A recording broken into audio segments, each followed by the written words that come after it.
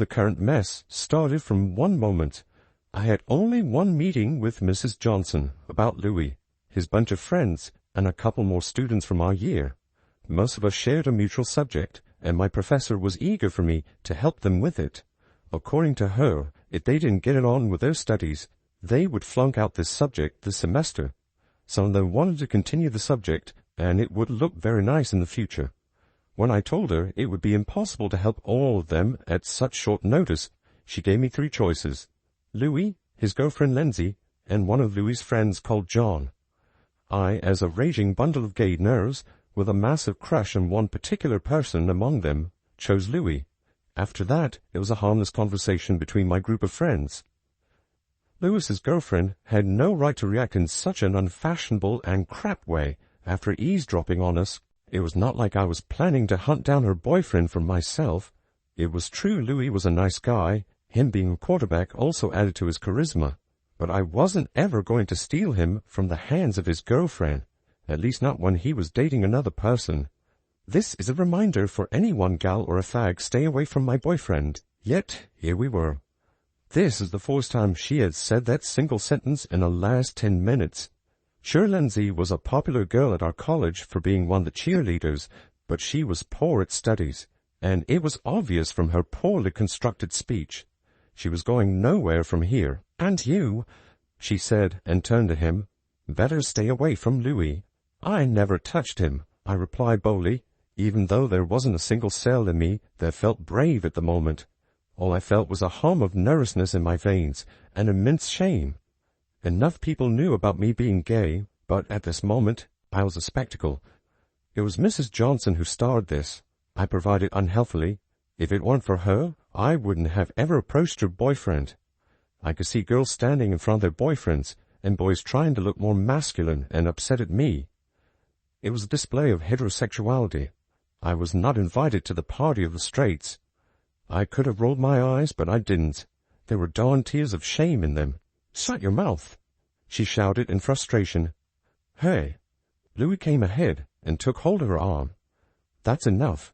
Let's go, now. I need to deal with this fag.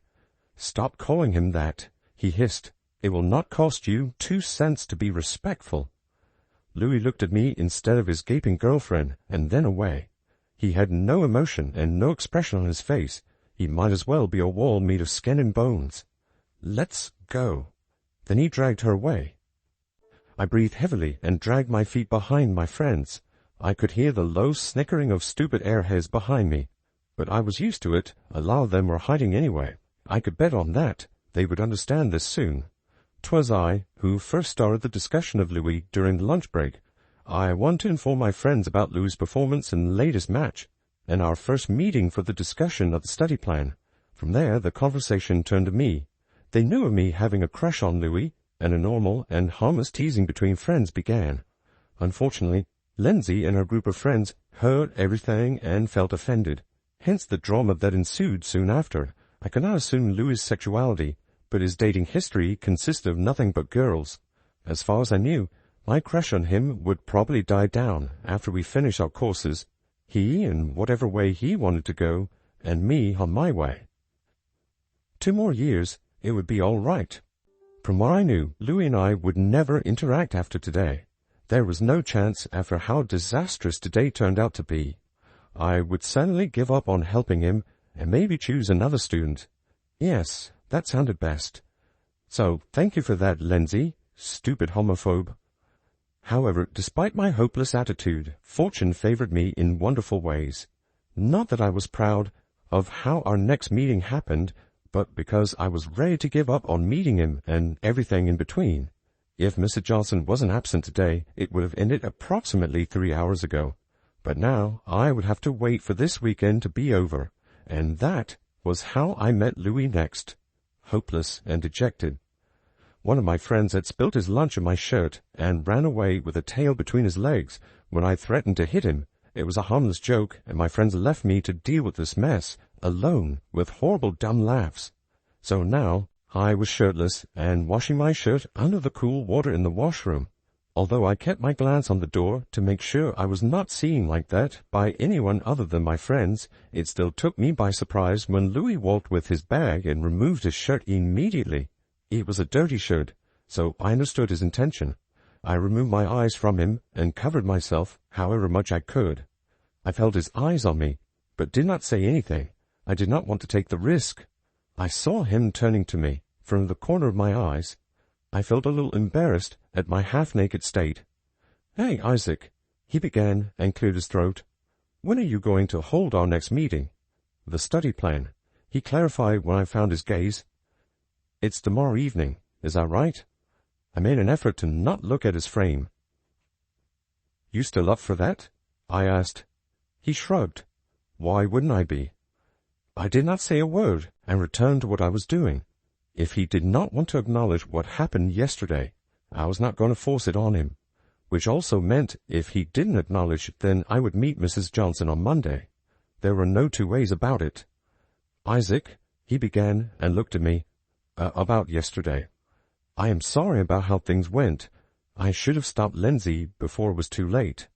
Well, at least someone was aware. "You did your part," I said inside. Louis didn't do much. But the moment he corrected his girlfriend over the irrational use of a certain word, he proved he wasn't entirely insane. The last of the stained water went down the drain. I couldn't wear it still, but I planned to call one of my friends to bring me an extra. It would maybe take an hour or so. "Lindsay can be," he said, and went silent.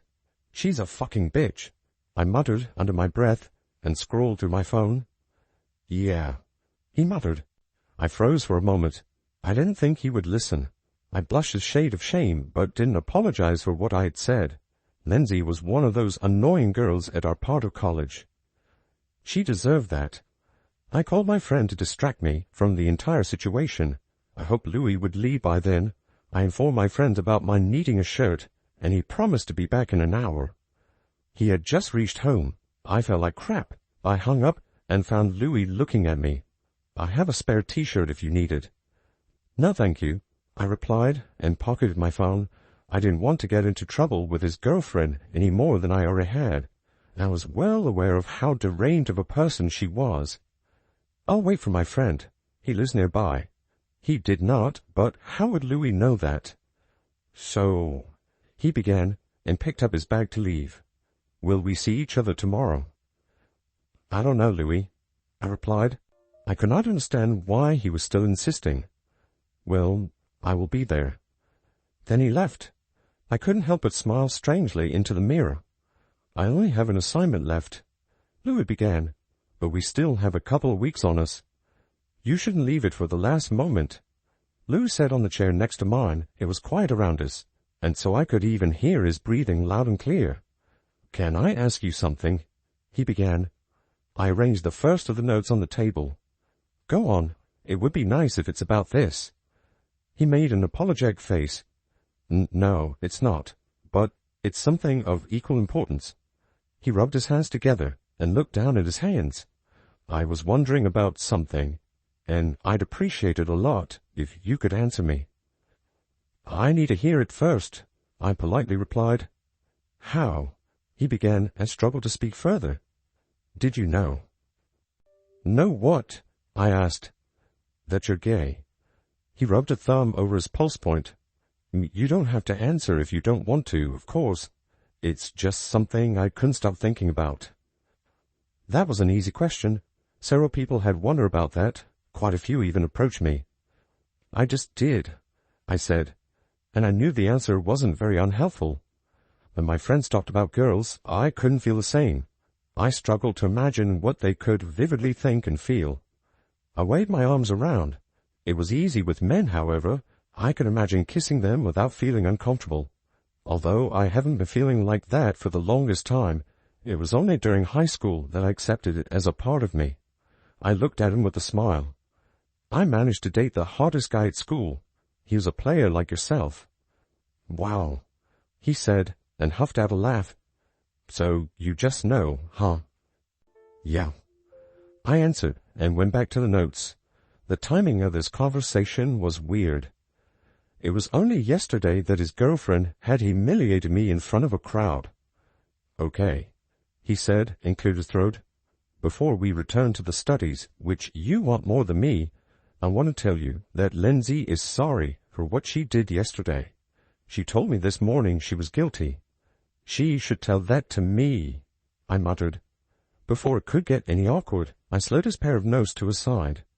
"We are discussing that topic today," and I pointed to the one. The apology notes started almost a week after the entire drama. They were little post-it notes neatly folded, either left in one of my books or sometimes dropped into my bag. The words were simple, and the handwriting was very familiar. Even though Louis never left a name, I knew they were from him. At first, I was shocked at the suddenness of it. Louis had already apologized several times about the incident, and I long forgave him for that. None of it was my mistake. My friends and I were having an intimate conversation at the wrong time and the wrong place. That did not mean Lindsay had the right to be nasty about it, but it was said and done. Nothing could have been undone now. Yet the apology notes continued. The funniest part of it was that Louis did not look like he was putting an effort into being subtle. I'd find one of the notes after our study session. Sometimes my friends would pass me those. Even though the entire thing was weird, I couldn't help but think it was sweet of Louis. Not only was he apologetic about that day, but he also seemed sensitive. Against everything logical, I decided to keep each of them in my secret box at home. If time would allow me, I would have the courage to talk to Louis about it. As the notes continued, so did our study session. Louis rarely missed a session, unless it was necessary or he had another of his sports practices. During those days, I'd stupidly sit in the school stadium and watch him practice. If Lindsay was there, I'd leave without a word. I did not want trouble from that woman. Thank you very much. But the notes and the study sessions continued. Certain rumors started circulating on the campus. They concerned Louis and Lindsay. Things between them weren't great since the stunt she pulled on me some time ago. Some people had seen them arguing and fighting several times. Words travel fast on our campus. It didn't take too long before a video started circulating of them fighting. Someone had posted it around midnight on Saturday and deleted it several hours later. But the damage had been done by then. Everyone knew Louis and Lindsay were not going to stay together for a long time. Unfortunately, my friends egged me on to take this as a potential opportunity to date Louis. Their fighting, besides the gay conversation Louis and I had the next day, meant something to them. So their words stayed at the back of my mind. All of them started spilling out of my mouth at the next day session. Of course I'm upset at her for what she did that day, but that doesn't mean we are going to break up any time soon, he said, and scribbled over the notes. No, I replied, a little embarrassed now. I did not mean it that way. It's just rumors around the campus. All they do is talk anyway, he said and looked at me. Yeah, that's true. He shrugged. A lot of them want us to separate anyway. Would you believe I still receive love notes even though I am currently in a relationship? He laughed and showed me the last one. It was written with sparkles, and although I loved and lived for sparkles, that was a little too much for me. It's cute, though. I'll keep it. You keep these? I asked, a little baffled by his behavior. How could he be weirded about receiving love notes and still being respectful enough to not throw them away? Well, they're someone's sentiments. He put in his book. Have you ever sent me one? I swallowed and colored a shade of red. I had done that several times, but I was not going to accept that to his face. It would be embarrassing. No, I laughed. Why would I? He looked at me with a smile. You having a crush on me at all? Yeah, I said and cleared my throat. I couldn't deny the truth, even if it meant I would feel more embarrassed on the admission. It was a sorry thing that it was revealed in the way that it did. Now, I had prepared a bunch of questions for you. I slid the paper to his side. I got approval for these from Mrs. Johnson, so you can rest assured that these are part of the syllabus. You will have an hour to answer these, and then we can both go home. He nodded and checked the question once. Will you tell her about how I performed? I nodded. I have to. Exams are on the way. He sighed. I like it, though, he said some 10 minutes later. He did not stop working on his question, and did not look up to see if I was listening. I like that you have a crush on me. It's very flattering. I could do nothing but redden further. The apology notes stopped soon after that session. Although I was disappointed, I could not do anything but anticipate they would return soon. A couple of days passed, and I did not receive any. During those few days, my routine was very simple. I would check my books and my bag after every study session with Louis. If I did not find anything, I would ask my friends. They would tease and grin at me, but eventually reply that they did not have any either. As days passed and nothing came, I stopped checking so thoroughly. I did not stop hoping, however, but the notes did stop. During a session a few days after the crush conversation, Louis asked if I would be present at the game. I asked him when it was going to be held. He replied on the next Wednesday after 2 p.m. The timing was horrible, but I promised I would be there. He gave me his best smile and returned to his studies. Honestly, in privacy, I would admit he would make a good boyfriend. It made sense why Lindsay was so terrible to everyone who she considered her potential competitor. She was an idiot. If she was good enough, Louis would never leave her for anyone, no matter what. It was a universal truth. If you love someone sincerely, you would never have a second option to begin with. The question was if Lindsay was the kind of woman to make a man do that for her. It would not be entirely her man's fault, however. She would be equally responsible, especially considering how mean, rude, and deranged she was. I would like to apologize to my God for sounding so hateful, but she brought that out of me after everything that went down. The game was in our favor. By the time the 2 minutes were left, it was on our side. It ended, and our college won. Half the stadium cheered, and the other half growled profanities. It brought out such reactions, even though it was only a college-level game. I wondered how much worse the bigger ones were. I couldn't imagine myself there. Our cheerleader stopped at the end of the drum roll, and I saw Lindsay running into Louis's arms. They kissed, and their friends cheered and hollered. The team soon started leaving the stadium. The place was emptying soon. When there were fewer people, I decided to go and congratulate him on the win. My friend said I could do it sometime else as well, but I thought it would be the best now. "Hey," I said, and he stopped in his tracks, a wide grin on his face. I could see his friends behind him, chatting with each other and looking at me once or twice. "Congratulations." "Thanks, buddy." He leaned a little close to hug me and pressed his lips to my cheek. Unfortunately, one of the passing players from the opposite team bumped into us, and our mouths met for a 2-second-long kiss. Although the stadium was still loud with energy, people around us grew silent. Louis immediately backed off and looked at me wide-eyed. I was sure someone had clicked a picture or video of us. I'm sorry," I said, and turned to leave. Behind me, my friends congratulated him for his win and ran behind me. Although we were far from Louis, I could still feel his mouth on mine, to say that it was only a 2-second-long thing. I met him again in the washroom. It was a nice game, I told him, despite feeling a little awkward about the little moment shared between us, and he laughed. "You did well. You understand it?" I nodded. "I used to play in my childhood." "Wow," he said and came closer. "Lindsay doesn't understand a thing about it. I have tried several times to teach her, but she wouldn't listen. She just likes dancing, which is good, of course." I nodded and said, "Congratulations," to him again. He smiled and pressed a hand on the marble counter in the washroom. Our hands were close, so I could feel the heat radiating off him. The game ended only 20 or so minutes ago, so it made sense that his breathing was still loud. I could hear the sharp intake of his breath. When I looked up from our hands at him, I found his eyes already fixed on my mouth. "Were you there the entire time?" he asked and looked into my eyes. "At the game?" "Yes." He swallowed and smiled a little wider. "I appreciate that." He was a gorgeous being, and no one could blame me for not taking my eyes off his face. However, I looked down again when he brought his face close to me. "1 more month and exams will be here," I began, and I had zero idea why I was talking about this of all things. But I was nervous. This closeness between us was doing things to me, things that I was sure I promised I would never allow myself to feel. So I may not be able to give you as much time. I have to focus on my preparation, and I'm pretty sure I have yet to cover a couple of chapters for my math. They're horrible, but What else can be done anyway? As I was blubbering out a bunch of nonsense, Louis dipped his head low and pressed his mouth to mine. For a moment I could do nothing but stay still. He was closer now, but his hands were still not anywhere on my body.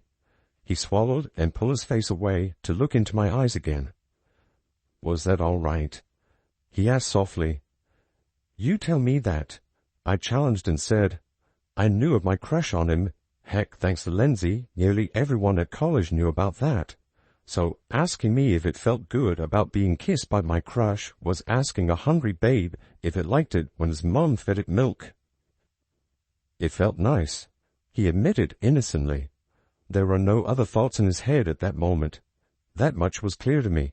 He couldn't imagine thinking of any other thing when he felt nice kissing another boy. His girlfriend was just another person whose presence he probably felt at the back of his mind. But for now, this kiss felt nice to him. I did not say anything, and I did not move my eyes from him. I did not even move, in fear that he would get scared or feel panicked after making such a bold move. While taking his eyes off me, he leaned in again to kiss me. This time the kiss lasted longer, and it was much more passionate, so passionate that when he shoved me against the counter, a sound escaped my mouth, and he stumbled back in fear. He was scared. He finally realized what he was doing. He wiped his mouth and ran out of there without another word. I was left to clean after the mess he had made, namely the bruised lip he had given me. I pressed a finger on the red skin and thought, well, at least now I know. He can be a passionate kisser when he wants to be. Then, just as I had predicted, someone posted a video of the game day incident. People saw and downloaded it, spread it around, and then deleted it. Now the entire college believed Lindsay was right after all. I was after her boyfriend, even though the incident was nothing but a horrible mess. 4 days after the kiss, I realized something all of a sudden. I was sitting at the usual place we held our study session at, and stared at the empty seat beside me. Louis was nowhere to be found. Apparently the kiss had scared him so much that he was avoiding me now. The strangest thing was that the kiss was initiated by him. Heck, the second time we kissed, I didn't even respond as much. A lot of it was on his shoulders. He led the kiss. He touched my waist first. I was just there. I hope to God he was not blaming me for all of that. I put everything back in my bag and marked the date. He had missed this session, and regretfully, I would have to inform Mrs. Johnson about it. The exams are on our heads, and she was keeping a close tab on everyone's progress. Thankfully, Louis was doing well.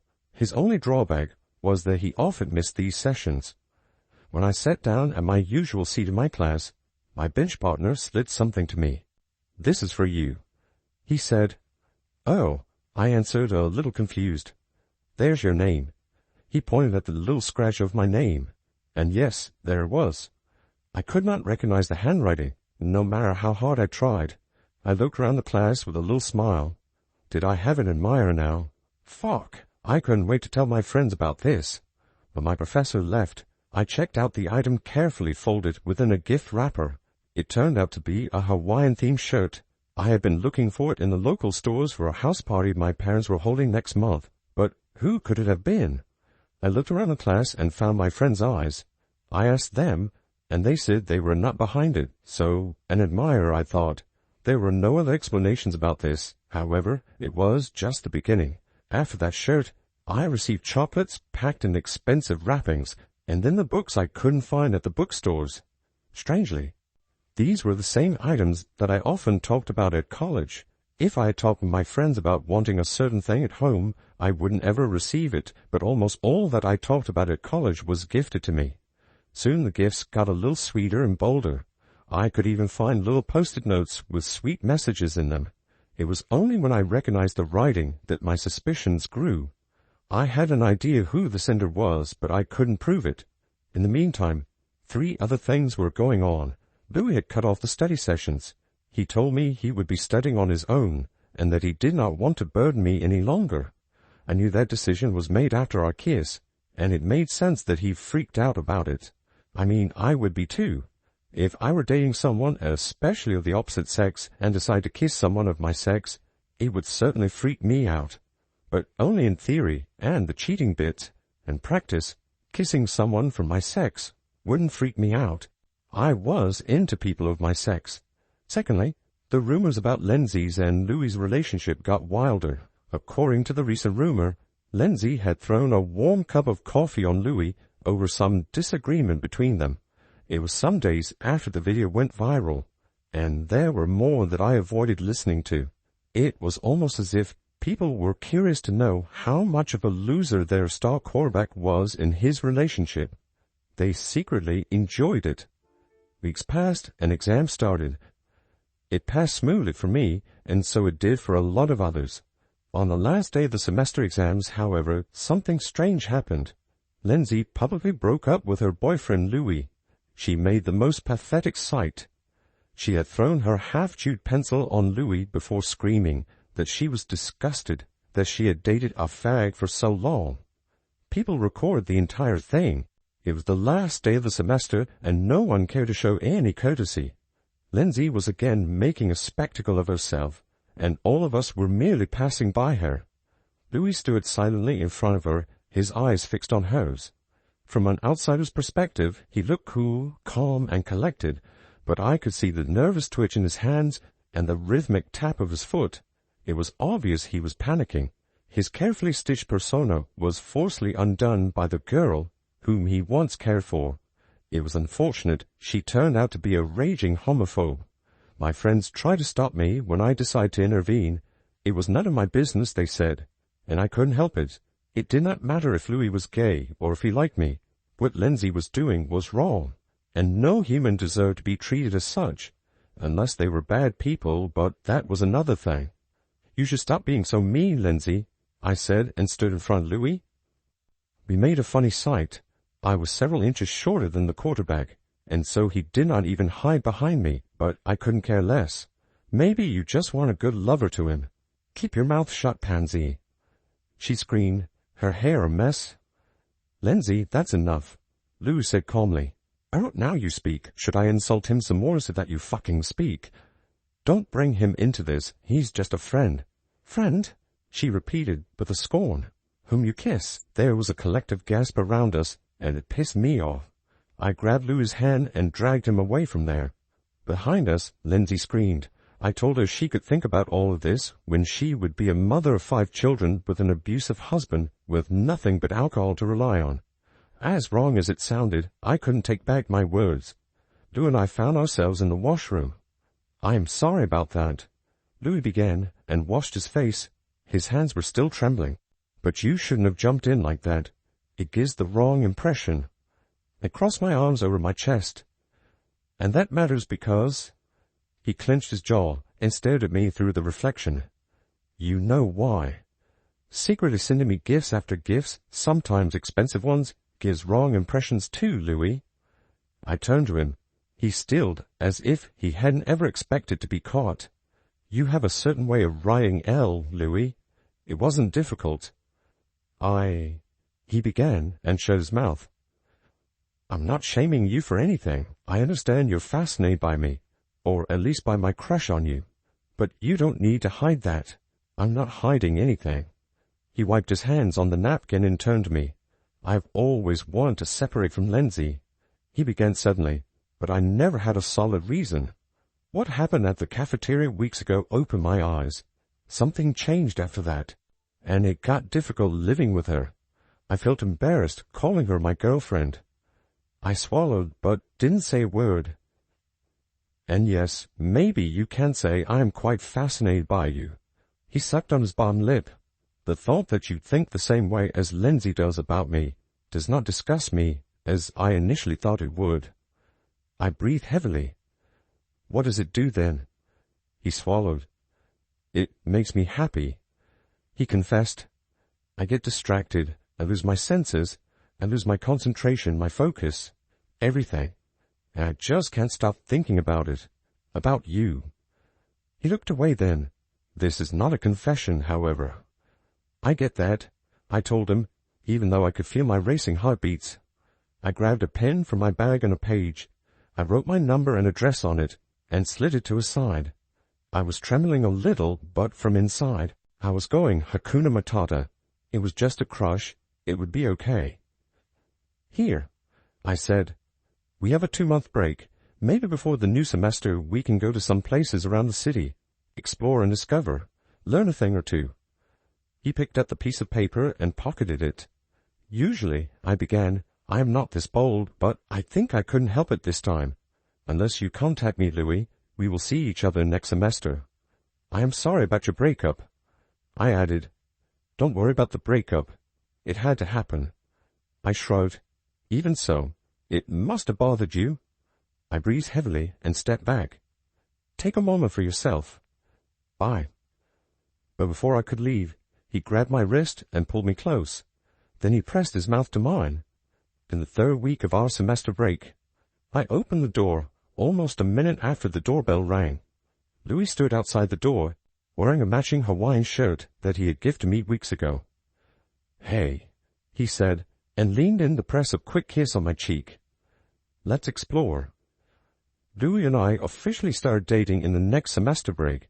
He took his time in getting over Lindsay, and I helped him through it. Fortunately for us, Lindsay did not pose as much problem to us as we expected. She remained the cheerleader, but flunked out in 2 subjects. I was almost always present at Louis' game after we started dating. However, no one knew of our relationship except my group of friends. Louis was not ready to come out, and I wasn't going to force him. How are we really supposed to deal with raging homophobes like Lindsay? Can there ever be a correct way, ever? Thanks for watching. Consider subscribing to become a part of our Rainbow Force, and stay wholesome.